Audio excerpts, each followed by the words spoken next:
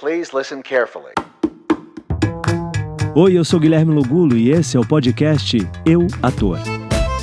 É o Chaves. Você já devia estar gravando, vai ser um sucesso. Gravando, Amigo, tá Chaves, gravando. Chaves. Já Os tá atores gravando. olhando pra TV.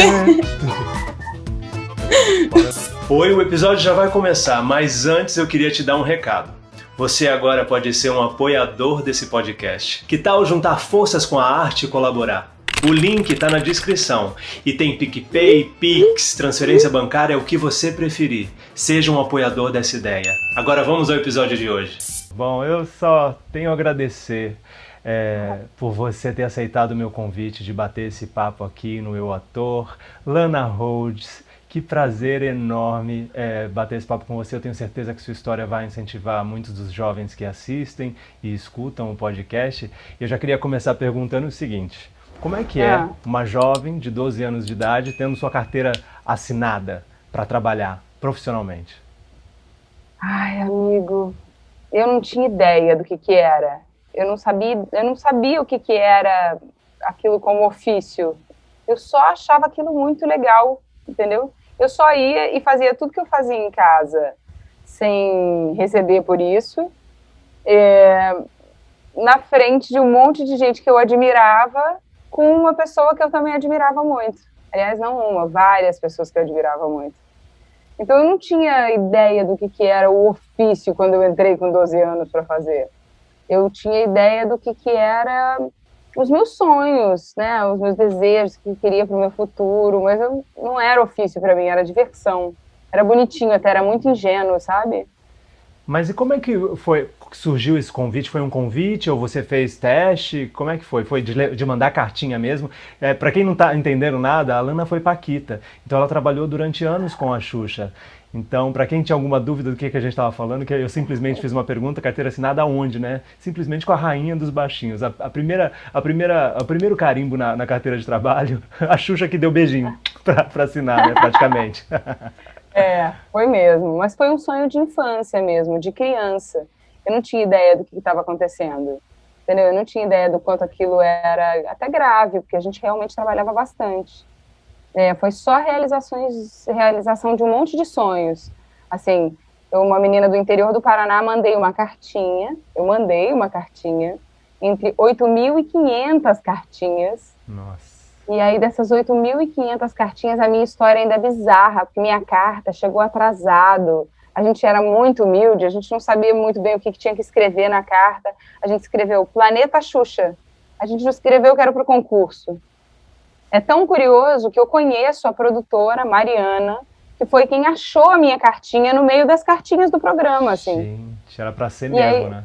Era para ser. E aí, quando eu cheguei no Rio, ela chegou perto de mim e falou assim: cara, você é a garota da carta que tinha roupinha imitando a Xuxa, porque eu mandei na minha carta de teste uma foto de quando eu tinha uns 5 anos, e na cidade que eu nasci, Manoel Ribas, no Paraná, eu estava fantasiada de Xuxa e eu tinha até a Paquita atrás na foto. Gente, que... E aí ela guardou isso na memória e depois a gente hoje é amiga, ela tem uma filhinha bebê e a gente ainda tem contato por conta dessa minha história peculiar, de que a carta chegou toda troncha, errada, mas que ela, Mariana, achou, mostrou para Marlene mandou me chamar. Eu cheguei no meio do concurso, o concurso já estava rolando. E aí, ainda assim, eu fiz os testes, e aí entrei, e aí fiquei 4 anos trabalhando com a Xuxa, mas que para mim era só a menina do interior do Paraná, que dançava na frente da televisão, sozinha, e que foi viver aquilo, entendeu? Não tinha ideia do que E uma era. mudança e tanto, né? Porque você deixou família, você veio com a sua mãe, e sua mãe também teve que mudar toda a vida por conta da sua rotina, né? Porque a rotina era dura, né? Era de segunda a segunda, não tinha folga, né? Era trabalho, trabalho, trabalho. E como é que era isso, um pouco dessa rotina, a relação com as outras meninas? Era trabalho, amigo, era muito sério, entendeu? A gente era muito disciplinada, acho até que é por isso que até hoje eu sou uma pessoa que me preocupo com isso, com a disciplina no trabalho, eu sei que isso é essencial, porque eu fui formada assim. Então, a gente tinha uma relação profissional muito grande.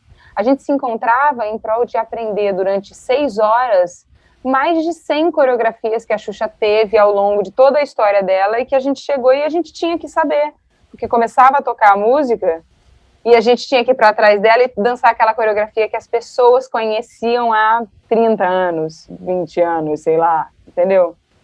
Então era muito trabalho, assim. Eu me lembro de às vezes, eu ter estafa muscular no corpo, sabe? De sentar para fazer xixi e falar assim, e agora? Levanta como?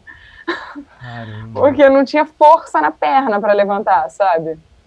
E muito trabalho, assim. Era uma rotina de trabalho. A gente estudava pela manhã, eu chegava em casa, almoçava muito rápido, porque uma van da produção passava e pegava a gente. E aí, a partir disso, a gente ficava até às 7, 8 da noite disponíveis lá, ensaiando e aprendendo coisas e gravando programas e fazendo coisas em prol da produção, assim. Chegamos a gravar 2 programas por dia, era muito trabalho. Eu tenho essa memória, entende? Só que, para mim, não era nada trabalho, entendeu? Na época. Imagina uma criança cheia de energia, com 12 anos. Eu não achava aquilo trabalhoso, eu achava aquilo, pô, eu fico um tempão aqui fazendo isso, mas eu gosto, então eu vou ficar fazendo. Mas tinha muitas funções, né? Tinha que cuidar das crianças, manda pra cá, manda pra lá, agora vai e canta. Então, eu acho impressionante isso. Acho que foi uma verdadeira escola pra você, né? Tenho minha faculdade de 4 anos aos 12. Me fala um pouco sobre, você teve uma passagem super triste, né, com um acidente, com um incêndio que teve no Xuxa Park. Me fala um pouco dessa passagem, como é que foi lidar, como é que foi o pós depois disso? Vocês ali trabalhando, gravando, como era de costume, de repente começa um incêndio e vocês todas ali expostas a isso. Como é que foi isso para você? Amigo, foi muito delicado porque por exemplo, eu me senti muito frágil porque eu era criança também, só que como eu tinha como função também proteger aquelas crianças, me gerou um sentimento que eu não deveria ter sentido, que é de frustração de não dar conta que você quando criança, você não precisa ter esse tipo de sensação, né? Nem essa responsabilidade, né? Nem essa responsabilidade. Então é isso que eu acho que no nosso trabalho, que é óbvio que nós vivíamos em outro tempo. Hoje a gente tem um contato com a Xuxa super pessoal e particular, justamente porque ela também assume essas responsabilidades, entendeu? De que ela colocava a gente em situações que ela também era fruto de um meio, mas que hoje ela, como mulher adulta nesse novo mundo, se repensa. Eu acho que foi isso que foi mais duro, assim, eu pensando hoje, eu que tenho uma filha, né, de 11 anos, Manu tá com 11, eu não gostaria de que ela assumisse esse tipo de carga, entendeu? Então eu me lembro dessa cena, por exemplo, de eu tentar tirar uma criança da roda gigante que estava presa por um cinto de segurança, porque ela estava numa roda gigante, e eu não dar conta e aquilo me gerar uma frustração que eu não tinha maturidade para entender, entendeu? Que loucura. Acho que é isso, assim. E depois disso foi bravo. O encerramento de vocês, como dessa geração de Paquitas, acabou depois desse incêndio ou ainda vocês continuaram durante um tempo? Não, esse incêndio, ele fez alguma coisa até muito positiva dentro da TV Globo, que foi uma prática que todos os programas de auditório que tem na casa, eles precisam passar por esse meio que curso, né, dos bombeiros, tem tipo uma palestra, eles ensinam onde estão as saídas de fogo e tal. Então, assim, o incêndio, necessariamente, para mim, hoje, foi só bom, entendeu? Porque eles passaram a prestar atenção em uma coisa que não se estava atento cuidado, para tal, né? Entendeu? Agora, a nossa geração, ela terminou a função dela quando a Xuxa e a Marlene romperam a sociedade. Foi um pouquinho depois, assim, levou uns 2 anos, eu acho, 1 ano e meio mais. Mas a gente vinha sentindo que era necessário que isso acontecesse dentro da Xuxa, entendeu? Dentro daquela pessoa que a gente trabalhava. Porque ela estava com o Xuxa Só para Baixinhos, que era um projeto que ela não podia também contar com a gente, porque nós já éramos adolescentes demais. Sim. E ela não tinha mais desejo de trabalhar com adulto, entendeu? Ela desejava trabalhar com criança, tanto que foi por isso que elas romperam, né, a Xuxa e a Marlene. A Marlene queria que ela já mudasse, né, de lugar. Sim. E ela ainda não quis. E foi um rompimento que, para mim, pessoalmente, foi muito difícil, porque Quando eu tinha 16 anos, eu já tinha perdido meu primeiro emprego. Então... Não, é isso, saiu da faculdade, e aí, como é que é? Aí é batalhar pro trabalho, né? Como é que foi isso? Essa é a minha próxima pergunta. Esse período acabou-se essa faculdade, onde era um sonho, né? Porque você estava ali vivendo uma fábrica de sonhos, onde tudo está pronto, né? A produção faz, a produção busca, a produção faz. Aí acaba, você no Rio de Janeiro, com a vida já formada no Rio de Janeiro, né? Toda sua mãe morando com você. Como é que foi esse pós? Como é que você teve o start de falar, não, agora eu vou procurar uma agência para me representar? Como é que foi isso? Eu sempre fui uma pessoa muito privilegiada, sabe, Gui? Por isso que eu preciso sempre trabalhar a gratidão, porque se eu olho a minha história, os pontos negativos sempre vêm cobertos de um monte de coisa mágica, né? A gente chama de mágica. Quando eu estava na Xuxa ainda, a Xuxa insistiu comigo que eu entrasse num concurso de modelos. Em 2001, eu fui finalista daquele Supermodel of the World, Uau. sabe, da Ford. Da Ford, é. E eu fiquei trabalhando com a Xuxa e já sendo modelo, por insistência dela. Quando acabou, eu emburaquei na modelo e consegui ficar um tempo ganhando uma graninha com isso. E enquanto eu ainda estava trabalhando como modelo, eu comecei a montar uma banda e comecei a desenvolver um lado musical. Eu sempre cantei, desde criancinha. Na Xuxa eu desenvolvi um pouquinho mais, tive bons professores, né? A primeira vez na minha vida que eu tive professores de canto. E aí desenvolvi um lado musical. E fiquei fazendo essa coisa de ser modelo e música. Mas a modelo é difícil para mim, porque eu sou um ser pensante, com muita opinião. E eu acho uma vocação, é sério, amigo. É uma vocação que essas meninas que se propõem a desenvolver isso como profissão, modelo, eu sou modelo. Tem que ter muita vocação, porque é um lugar de silêncio, de até você virar uma ultra modelo, super modelo, né? Sim. Se tornar uma super... Você é um ato que eu não tive... Não deu para mim, entendeu? E aí chegou um momento que eu estava me mantendo com isso, tinha acabado a Xuxa, que eu decidi procurar um emprego. E eu achei um emprego de garçonete cantora num restaurante aqui no Rio de Janeiro. Era um lugar onde a gente cantava e garçonava. Garçonava mais ou menos, mas garçonava um pouquinho para fazer uma graça. E aí achei um jeito de me sustentar no Rio e fiquei.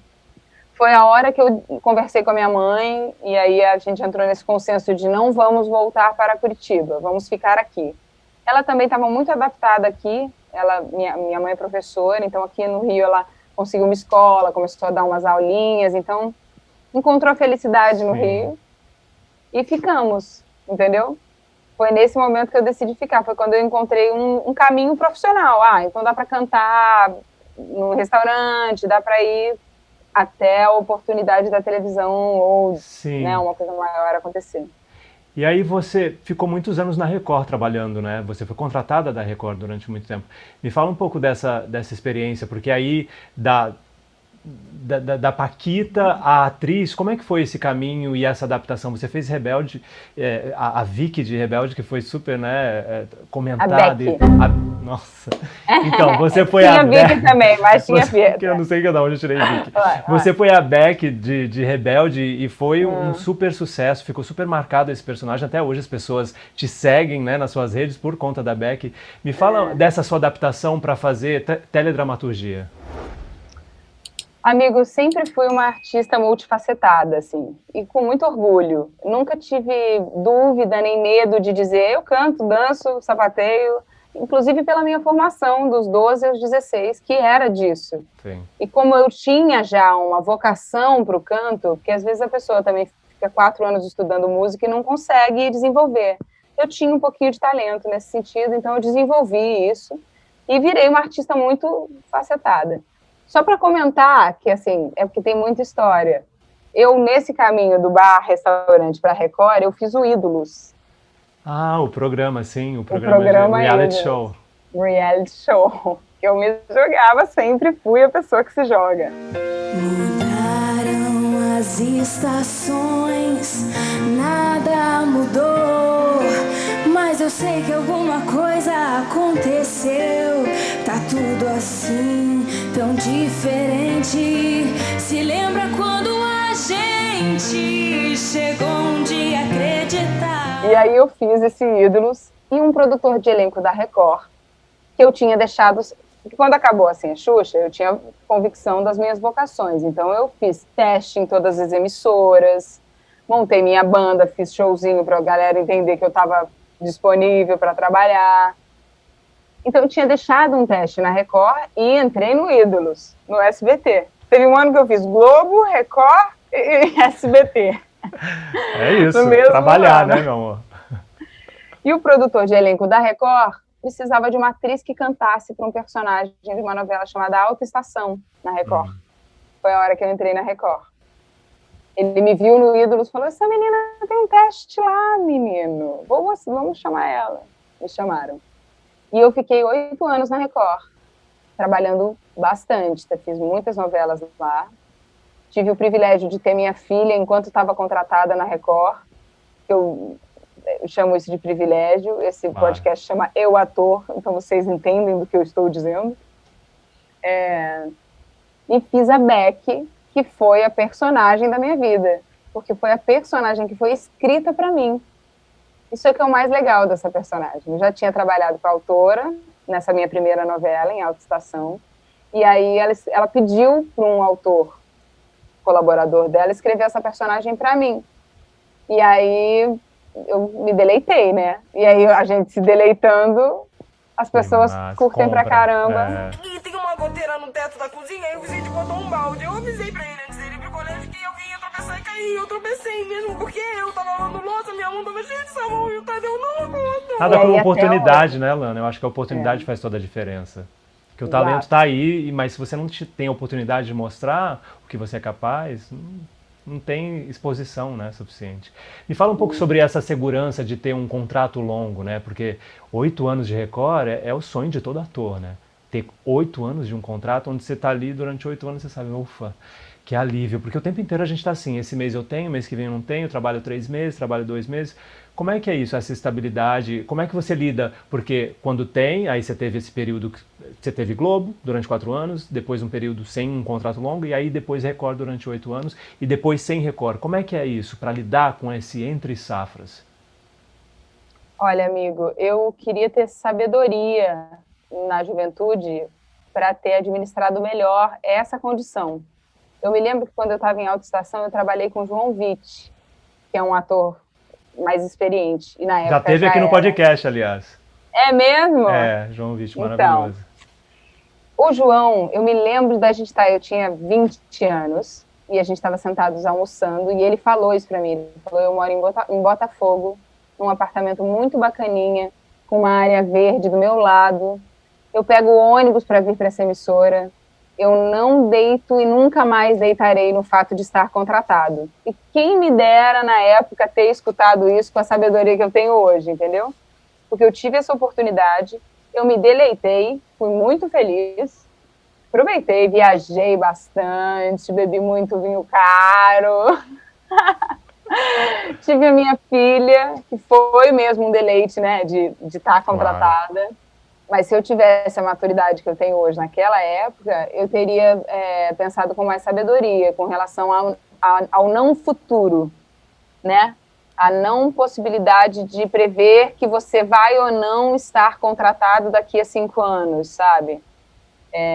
Eu tinha até pela sorte que eu tinha tido, né? Eu tinha tido muita sorte, né? De ter sido contratada na adolescência um tempão, depois entrado mais um contrato longo. Eu dei um pouco de mole com relação a isso. Acho que é até essencial que nós, atores, a gente saiba disso quando começa a estudar, sabe? Eu acho que tinha que ser uma matéria. Tem Brett, entre safras. Entre safras, entendeu? Porque tem que aprender, cara. Tem que aprender que é realmente autônomo. O serviço autônomo, ele exige muita sabedoria para você depois não ficar sofrendo. Hoje eu passo perrengue beça, porque eu tô um tempão sem um contrato longo, dinheiro não se cria em árvore, entendeu? Então a gente fica nessa rotina maluca de ator e fazer tudo que aparece como artista, já que a gente é multifacetado e dá conta e faz com competência. Eu fico nessa loucura. Eu sou sócia de profissional, né? Não sócia oficial, de trabalho do meu namorado, que tem uma produtora de vídeo. Eu trabalho como produtora e como tudo que ele precisa dentro da produtora, que aí é que está o nosso jogo. E quebra o galho em qualquer situação. Precisa uma babá para sua filha nessa noite? Quer deixar aqui em casa me pagar uma 100 pila? Tô aqui. Entendeu? Qualquer jogo é jogo. Isso é incrível, porque, né, às vezes as pessoas têm a falsa ilusão, ela já trabalhou para a Xuxa, ela já foi contratada da Record. E é isso, eu acho bacana do podcast da gente ter a oportunidade de quebrar isso. Não tem isso, porque você trabalhou na Globo, porque você trabalhou na Record, que você está com a vida ganha. É uma carreira muito instável, você nunca sabe o que está ali virando a esquina, né?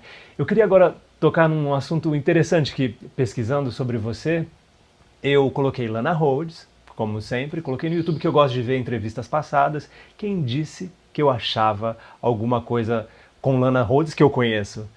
Você tem o mesmo nome, quer dizer, o sobrenome, né? O nome e sobrenome, só que a mulher colocou um A ali no meio do Rhoades. E aí ela é uma atriz pornô. Você tem o mesmo nome de uma atriz pornô. Como é que você lida com isso? Porque ela é mais jovem e ela é muito buscada na rede. Então, se você coloca Lana Rhoades, vem a atriz pornô. Como é que é isso, de ter o mesmo nome ali e as pessoas chegam até você perguntando, oi, tudo bem? Como é que é isso? Primeiramente, fora Bolsonaro.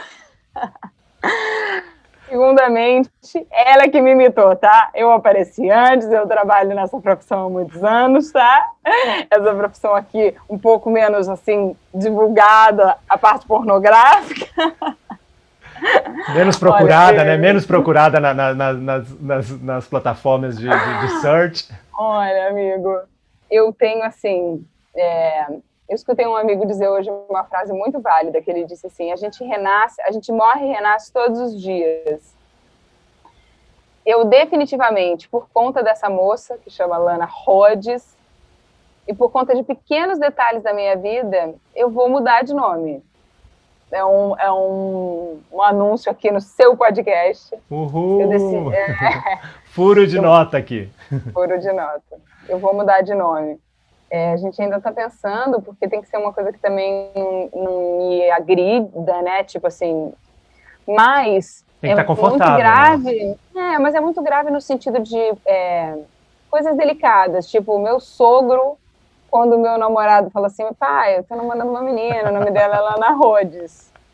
Aí ele foi pesquisar na internet para mostrar para a mulher. Falou, nossa, filho. Aí, nossa, filho, você tá namorando essa moça sem preconceito nenhum. Não, ela é linda. E ela é linda. Não, qual é o problema de ser uma mulher? Mas assim, que não faz sentido dentro de quem eu sou, entendeu? Sim. Não, e toda uma carreira, né?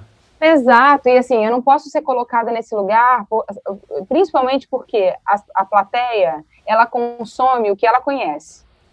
Então, por exemplo, eu tenho diariamente mais de 50 adições de pessoas no meu Instagram que são árabes, pessoas de outros países, assim, que eu tenho convicção absoluta que eles estão procurando outra moça. Olha. Então eu tenho um número de seguidores irreal no meu Instagram, porque eles não me consomem, você entende? Porque eles estão procurando uma outra moça para eles consumirem. Aí talvez eles nem parem de me seguir, mas fica ali uma coisa inócua, entendeu? Nada, não acontece nada, ninguém faz nada, ninguém se interessa pelo meu trabalho. Aí não é interessante para mim, porque eu quero poder fazer um espetáculo, por exemplo, como o nosso, que nós estávamos em cartaz, o Inconfessáveis, e usar a minha mídia social para chamar a plateia que se interessa por mim para assistir. Que engaje com o seu conteúdo, né? E não fique esperando algo que você não vai oferecer. Exatamente. E aí eu falei, cara, em definitivo agora eu vou ter que pensar nisso, porque tá atrapalhando mesmo. Eu preciso de gente... Não me interessa ter 122 mil seguidores, você entende, Gui? Me interessa ter 15 que queiram assistir a minha peça, entendeu? Eu acho que se for confortável que realmente eu acho que é uma situação muito delicada, né? Como é que você lida com isso?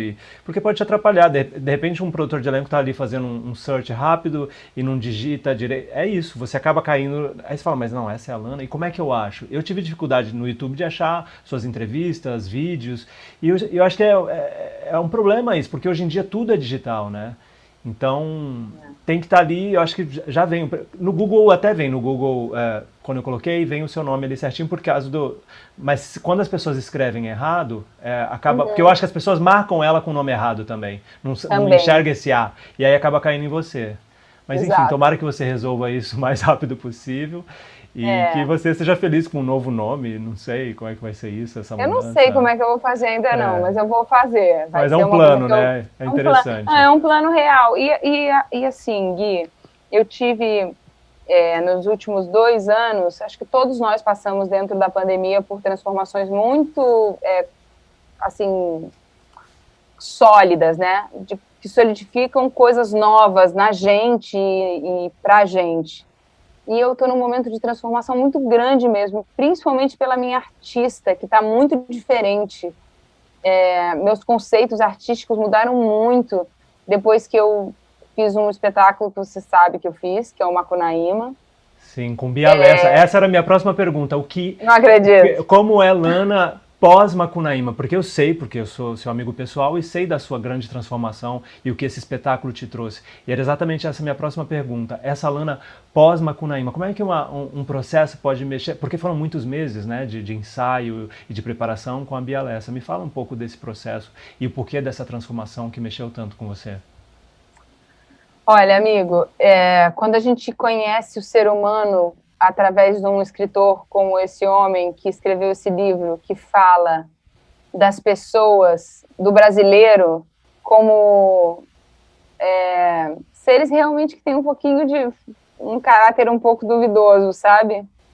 Quando a gente conhece essa estrutura do nosso país, de desamor ao que é a nossa raiz, que são os indígenas, que é a natureza, que é o que a gente deveria fazer.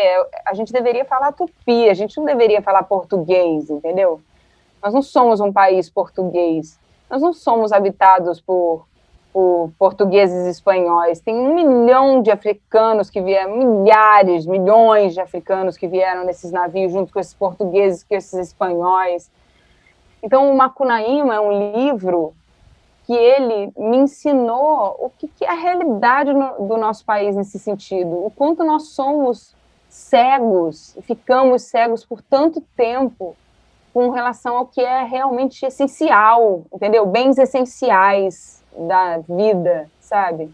E eu acho que foi isso que mudou a minha artista, porque hoje eu sei que é conhecimento de causa, uma mulher conseguir fazer as pessoas seguirem a moda do cabelo dela, do brinco, da roupa que ela usa. Mas eu não tenho coragem de fazer isso, a minha pessoa, a Lana, a artista que eu acredito hoje, de fazer isso como o meu meio de vida, entendeu? De me tornar, por exemplo, uma figura pública que não seja, por exemplo, como você, que eu te admiro, porque você se interessa em transformar o cotidiano em arte, entendeu? Você se interessa nisso, é a sua forma de fazer arte, entendeu? Eu descobri que a minha também existe, e ela é distante da Lana que viveu até eu descobrir esse Macunaíma dentro de mim, esse brasileiro que não precisa de mais que o essencial para ser feliz, entendeu? Que o essencial é suficiente, eu não tenho aí mais como meta, é claro que se essa for a minha missão, eu sendo quem eu sou, é como eu vou conseguir influenciar essas pessoas com alguma dignidade, entendeu? Então, eu mudei o ponto de vista com relação à minha arte. Eu prefiro ser absolutamente honesta no sentido da minha deficiência, talvez, entendeu? Dos meus poucos, dos meus não muitos, e conquistar esse lugar artístico com a minha verdade, do que ficar aqui tentando me adaptar ao mercado e fazer o que é preciso, e botar o botox, e a sua boca tem um lado que é um pouco... Eu já fui cortada de trabalho por conta de coisas assim, entendeu? Ah, sua boca, um lado é mais caído que o outro. Eu não consigo mais conceber que eu me venderia aí botar, por exemplo, uma aplicação para deixar a boca do tamanho ideal, entende? Nossa, eu nunca tinha percebido. Que loucura. Você entende? Uhum. Então, falei pra caramba, né? Não, lindo o que você falou e é emocionante, assim, porque eu acho que esse processo do artista de encontrar a própria verdade é o que faz ele ser único, é o que você vê uma Bibi Ferreira, a Glória Pires, por exemplo, eu acho ela também super verdadeira com a essência dela, sabe? Marília Pêra, são atrizes que acharam sua verdade e fizeram da sua verdade o seu ofício, e não tentaram se moldar. A Bibi é a prova disso, que ela não tentou se moldar, ela não foi pra TV porque é isso, achavam ela feia, ela falou, ah tá, então sou feia, então vou fazer teatro. E ela fez a carreira dela no teatro, então eu acho que é tão lindo isso, e nunca é tarde, né, pra gente ter essa chavinha e transformar. E que bom que Macunaíma te trouxe isso. E a Bia, como diretora, ela foi uma diretora, Bia Lessa, ela foi uma diretora muito dura comigo, que ela costuma ser mesmo, porque você já chega num processo com ela e ela diz, não é biscoito. Se quiser ir embora, é a hora de ir agora. Ela já anuncia no primeiro dia. E eu nunca fui de correr no perigo, eu rio na cara do perigo. E aí, ela me ensinou uma coisa muito legal. Eu nem sei se ela tem ideia do que ela me ensinou. Mas ela me deu a Si, a mãe do mato, como presente. Me deu não. E aí é que tá a beleza. Porque ela me ensinou a entender que eu conquistei essa personagem. Que a gente estava num processo de conquista, que a gente estava num processo de improviso, e que eu conquistei o direito de ser a dona da porra toda. E aí ela que me mostrou isso, que às vezes a gente fica tão refém do mercado, que a gente fica refém do que as pessoas dão pra gente, mais do que as nossas conquistas. E quando eu fazia assim, teve um momento do percurso, eu perdi a voz no meio da temporada. E fiquei muito fragilizada, imagina, eu era mãe do mato, tipo um vozeirão que preenchesse o espaço, e eu perdi a voz. E ela me disse, você não precisava nem falar. Foi por isso que você conquistou essa personagem. E foi a hora que eu entendi a dureza dela como diretora, entende? Porque ela confiava no que ela estava fazendo. E aí foi muito bonito, assim, a Bia me trazer a minha convicção da minha arte, de que minha arte era potente no fato dela existir do jeito que ela existe mesmo, entendeu? Não preciso ficar querendo me adaptar, nem fazer nada demais. Eu preciso existir mesmo, já que eu acredito e sou tudo isso que eu sou mesmo. E minha vida é ser artista. Você me conhece, né, Gui? Você é dos meus também. Tudo a gente poetiza. Até aqui, ó, o podcast da amiguinha, a gente já fica o quê? Poetizando a vida. Mas é lindo isso. Eu acho, não, é inspirador. Todo mundo gosta muito quando é um papo mais aberto, assim, que a gente quebra esse glamour, né? Que é, estou na Globo, estou na Record. Não, eu sou artista, olha aqui o que eu já passei. Então, eu sei que eu poderia ficar aqui a tarde inteira conversando com você, mas eu vou para a minha última pergunta, que é uma pergunta que eu sempre faço, e é a seguinte: você, Lana, com toda essa trajetória de vida que você teve aí, essa carreira brilhante, se você pudesse voltar lá atrás para aquela menina de 12 anos de idade, olhasse no olhinho dela, o que você diria para ela?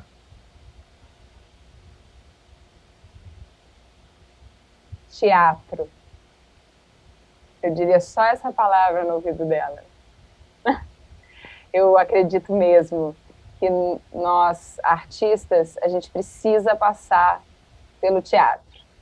Mesmo que a gente faça televisão, mesmo que a gente faça cinema, a gente precisa entender a beleza de varrer o próprio palco, ser condescendente e ajudar o maquinista, o operador, ser benevolente com o cara do áudio, que não tem jeito para ele salvar aquele áudio se você também não der a sua parte. Eu acho que a arte, ela vem desse lugar da colaboração, assim. E como eu, aos 12 anos, entrei para a televisão, eu recomendaria que essa menininha tivesse ido antes para o teatro. Ai, que lindo. O teatro é realmente, eu acho que é a base, é o alicerce mesmo. Os grandes atores ingleses, todos vêm de teatro, né? Judi Dench, todos esses, o teatro tem essa base, e eu acho que é exatamente isso, te dá esse alicerce para tudo, você vai fazer de tudo, mas o teatro vai ser sua casa, o teatro é onde você vai se conectar, é onde você vai poder repetir, onde você vai poder crescer enquanto artista. Lana, muito obrigado, eu te amo e tô feliz que a gente pode deixar registrado o nosso amor e esse papo de comadre que a gente teve aqui no podcast. Muito comadre, né, amigo? Ai, perdoa o pessoal da técnica, assim, os mais sábios, mas a gente é muito amigo mesmo. Eu te amo, eu te admiro muito. Eu acho que você é um exemplo para mim como artista no sentido desse seu lugar de inquietude. O seu lugar de inquietude. Eu acho que é isso que faz um artista ser, por vocação, um grande artista. Ele nunca é suficiente para o tamanho da arte que ele está construindo e o tamanho da voz que ele tem e aonde ele quer chegar com esse lugar que ele tem para dizer. E eu me identifico com você. Espero que todos os que estejam assistindo aqui, espero não, acho e acredito que os que estão assistindo aqui esse podcast também são pessoas que têm esse tipo de interesse em receber tudo da vida e que a gente tenha somado aí nesse papo de comadre que só quer dizer que é uma batalha mesmo, mas é uma batalha que só faz a gente feliz se for feita com muito amor, né, amigo? Oh, bravo! Obrigado, Lana! Que maravilhosa!